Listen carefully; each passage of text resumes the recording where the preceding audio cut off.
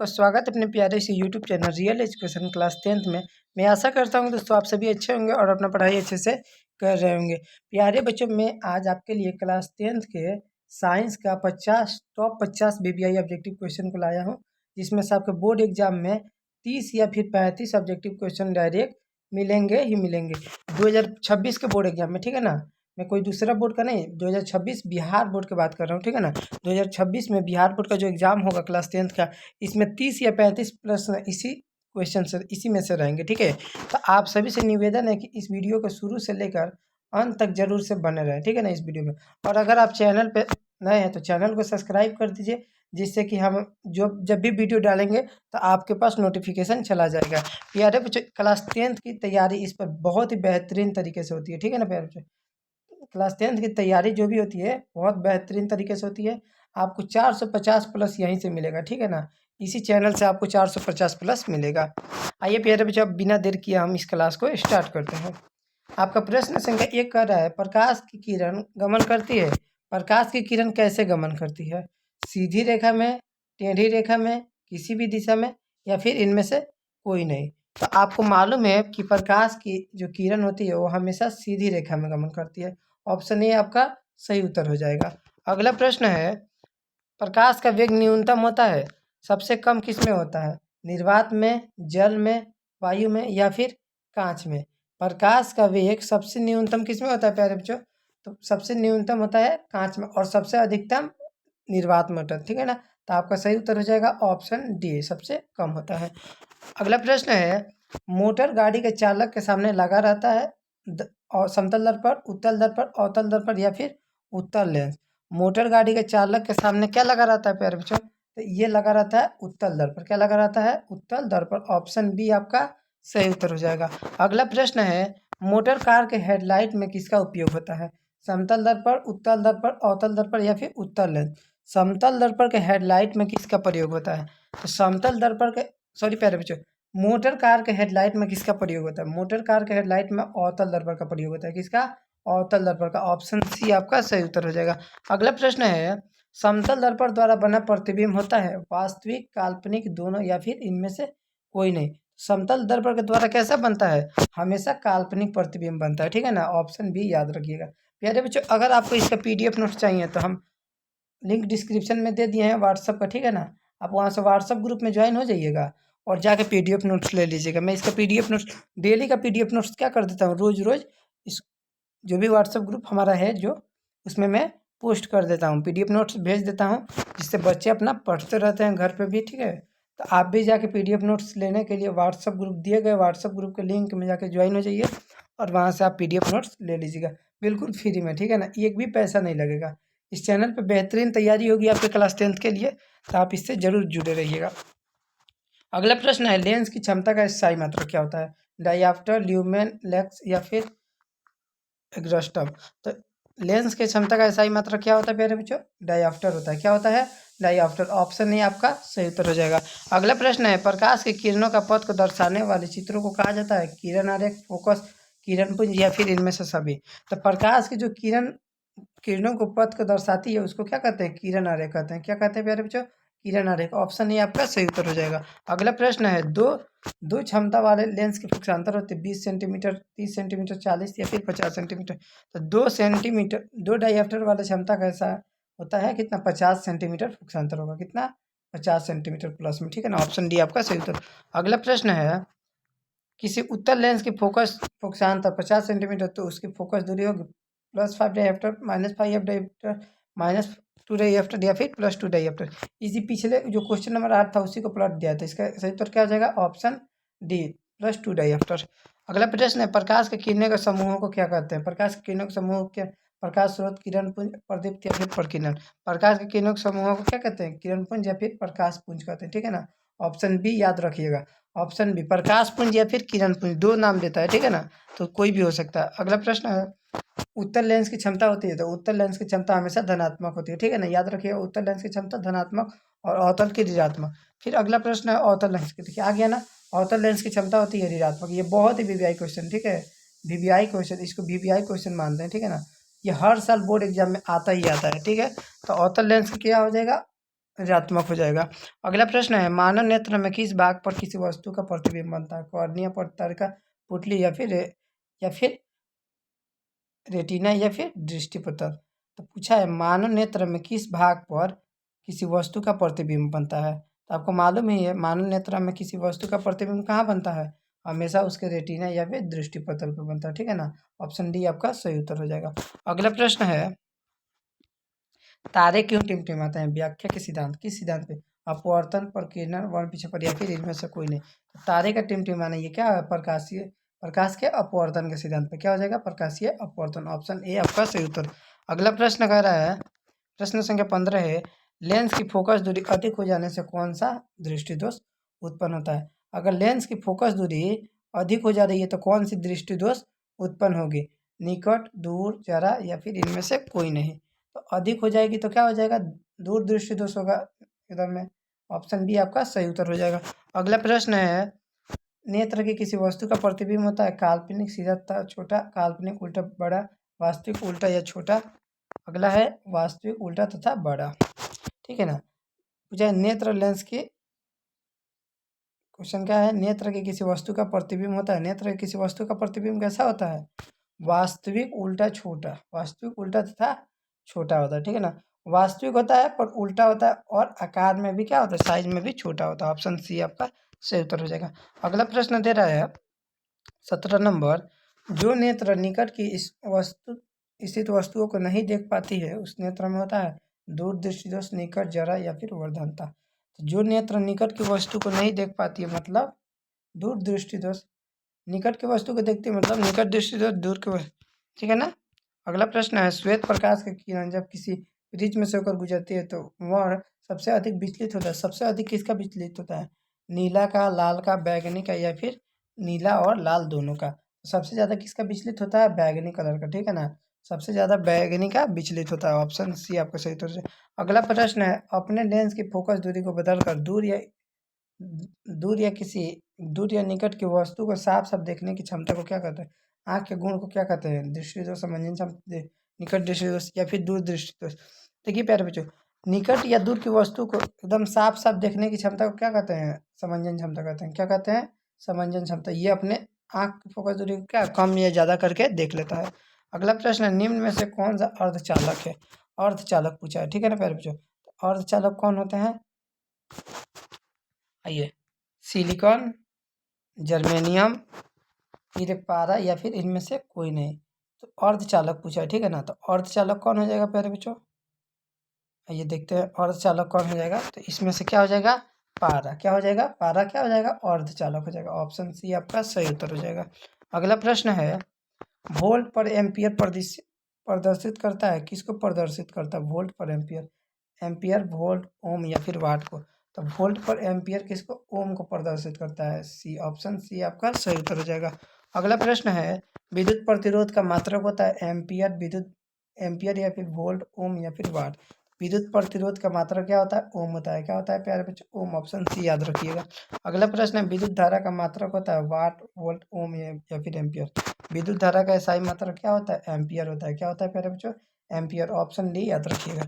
अगला प्रश्न है, 1, 2 और 3 ओम के 3 प्रतिरोधों को श्रेणी क्रम में जोड़ा जाए तो समतुल्य प्रतिरोध होगा कितना हो जाएगा? 6 ओम हो जाएगा। कितना हो जाएगा प्यारे बच्चों? 6 ओम, ठीक है ना, याद रखिएगा। 1, 2, 3 को जोड़िएगा तो कितना हो जाएगा? 6 ओम हो जाएगा, ठीक है। 6 ओम आपका सही उत्तर हो जाएगा। अगला प्रश्न है, विभवांतर का SI मात्रक क्या होता है? जूल, वाट, एम्पियर या फिर वोल्ट। विभवांतर का SI मात्रक पूछा है तो विभवांतर का SI मात्रक क्या होता है? वोल्ट होता है। क्या होता है प्यारे बच्चों? वोल्ट होता है। ऑप्शन डी याद रखिएगा। अगला प्रश्न है, विभव का मात्रक होता है एम्पियर, वोल्ट, ओम या फिर वाट। विभव का क्या होता है? विभव का भी वोल्ट होता है। क्या होता है प्यारे बच्चों? वोल्ट। ऑप्शन बी याद रखिएगा। अगला प्रश्न है, 100 वाट और 220 वाट के विद्युत बल्ब के तंतु प्रतिरोध क्या होता है? 900 ओम, 484 ओम, 220 ओम या फिर 100 ओम। पूछा है 100 या फिर 200 वोल्ट के विद्युत बल्ब का प्रतिरोध क्या होता है? क्या होता है प्यारे बच्चों? 484 ओम होता है। क्या होता है? 484 ओम। ऑप्शन बी याद रखिएगा। अगला प्रश्न है, टंगस्टन का निम्नलिखित में से किस ताप पर पिघलता है? 2500 डिग्री सेल्सियस, 3000 डिग्री सेल्सियस, 3500 या फिर 4000। टंगस्टन जो पिघलता है वो कितना पे? 3500 पे पिघलता है। कितना पे प्यारे बच्चों? 3500। ऑप्शन सी याद रखिएगा। अगला प्रश्न है, विद्युत शक्ति का SI मात्रक एम्पियर, वोल्ट, ओम या फिर वाट। विद्युत शक्ति का पूछा है तो विद्युत शक्ति का SI मात्रक क्या होता है? वाट होता है। क्या होता है प्यारे बच्चों? वाट। ऑप्शन डी याद रखिएगा। अगला प्रश्न है, प्रतिरोध का SI मात्रक। प्रतिरोध का SI मात्रक जूल, एम्पियर, वाट या फिर ओम। प्रतिरोध का SI मात्रक क्या होता है? ओम होता है। ठीक है ना, ओम याद रखिएगा। प्यारे बच्चों, अगर आप इस चैनल को अभी तक, इस वीडियो को अभी तक लाइक नहीं किए होंगे तो एक लाइक, प्यारा सा लाइक करके और चैनल को भी सब्सक्राइब करके अपने दोस्तों के पास ज़्यादा से ज़्यादा इस क्लास को शेयर कीजिए। ठीक है ना प्यारे बच्चों, ज़्यादा से ज़्यादा इस क्लास को शेयर कीजिए। आइए अगला प्रश्न देखते हैं। 12 वोल्ट विभवांतर के दो बिंदुओं के बीच 2 कूलम्ब आवेश को ले जाने में किया गया कार्य 6 जूल, 24 जूल, 14 जूल या फिर 10 जूल। कितना जूल हो जाएगा कार्य प्यारे बच्चों? ये हो जाएगा आपका, देखिए 12, 12 गुने 2 कर दीजिए, कितना हो गया? 24। देखिए 24 कितना है? ऑप्शन बी आपका सही उत्तर हो जाएगा। ठीक है ना, 24 जूल। अगला प्रश्न है, सेल के विद्युत वाहक बल का मात्रक होता है ओम, वोल्ट या फिर एम्पियर, कूलम्ब। विद्युत क्या पूछा? सेल के विद्युत वाहक बल का, विद्युत वाहक बल का SI मात्रक क्या होता है? मात्रक क्या होता है? वोल्ट होता है। ऑप्शन बी आप याद रखिएगा, सही उत्तर हो जाएगा। अगला प्रश्न है, एक एमीटर के स्केल पर 0 तथा 2 के बीच 20 विभाग है। इसका इसका अल्पताप है, इसका अल्पताप पूछा है। ठीक है ना, तो अल्पताप क्या हो जाएगा? 0.1। क्या हो जाएगा? 0.1। ऑप्शन ए आपका सही उत्तर हो जाएगा। अगला प्रश्न है, विद्युत फ्यूज विद्युत धारा के किस सिद्धांत पर कार्य करता है? ऊष्मीय, चुंबकीय, रासायनिक या फिर इनमें से कोई नहीं। विद्युत फ्यूज विद्युत धारा के किस सिद्धांत पर कार्य करता है पूछा है, तो आपका ऑप्शन ए है ऊष्मीय, चुंबकीय या फिर रासायनिक, इनमें से कोई नहीं। तो विद्युत धारा, विद्युत फ्यूज जो होता है वो विद्युत धारा के ऊष्मीय सिद्धांत पर कार्य करता है। किस पे? ऊष्मीय सिद्धांत पर। ऑप्शन ये आपका सही उत्तर हो जाएगा। अगला प्रश्न है, 1 किलोवाट घंटा किसके बराबर होता है? 0.36 इंटू 10 का पावर 10 जूल, 1.6 इंटू 10 का पावर -19 जूल या फिर 3.6 इंटू 10 का पावर 6 जूल या फिर इनमें से कोई नहीं। तो क्या हो जाएगा? 3.6 इंटू 10 का पावर 6 जूल के बराबर ये क्या होता है? 1 किलोवाट घंटा बराबर होता है। विद्युत घंटी किस प्रभाव पर कार्य करती है? ऊष्मीय प्रभाव, रासायनिक प्रभाव, चुंबकीय प्रभाव या फिर इनमें से कोई नहीं। तो विद्युत घंटी किस सिद्धांत पर कार्य करती है? चुंबकीय। ठीक है ना, किधर गया? चुंबकीय। ऑप्शन सी आपका सही उत्तर हो जाएगा, चुंबकीय सिद्धांत पर कार्य करती है। अगला प्रश्न है, लघु पतन के समय परिपथ में विद्युत धारा का मान होता है बहुत कम, परिवर्तित नहीं, बहुत अधिक बढ़ जाता है, निरंतरित परिवर्तित रहता है। तो जब लघु पतन होता है तो क्या हो जाता है?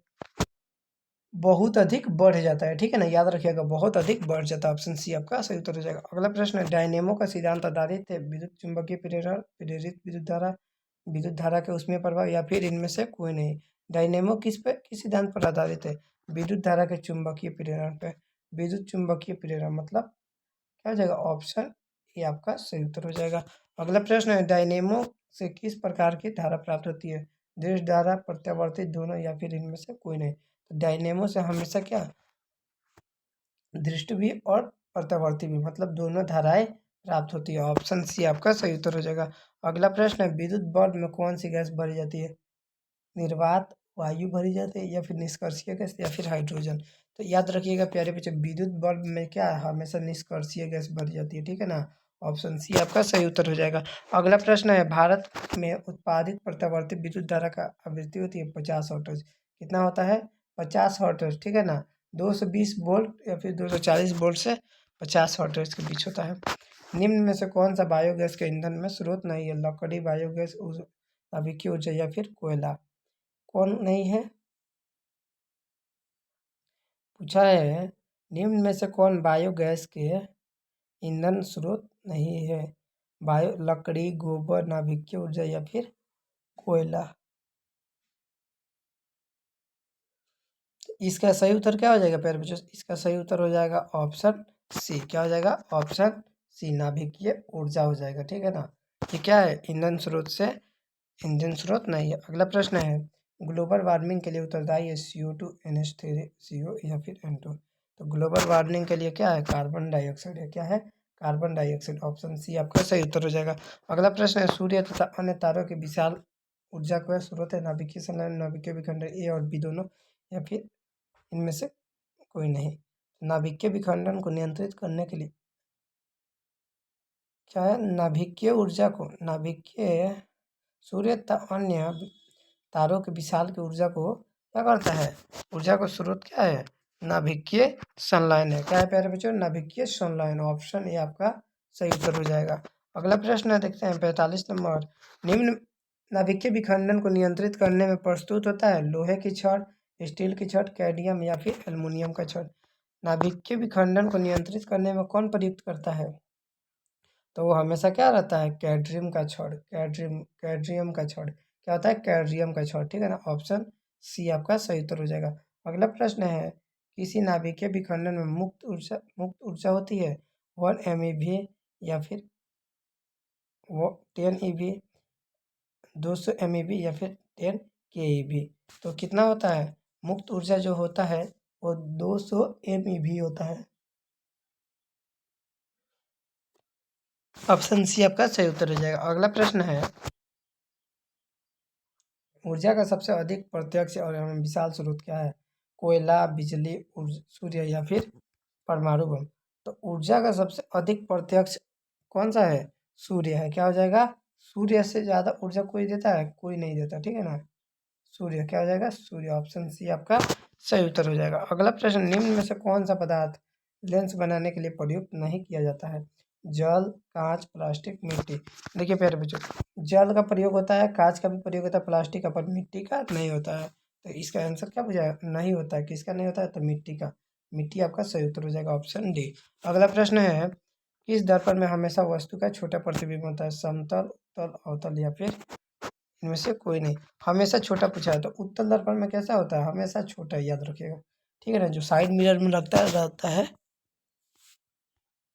जो बाइक के साइड मिरर में लगा रहता है उसी को क्या कहते हैं, उत्तल दर्पण कहते हैं। ठीक है ना, उत्तल दर्पण।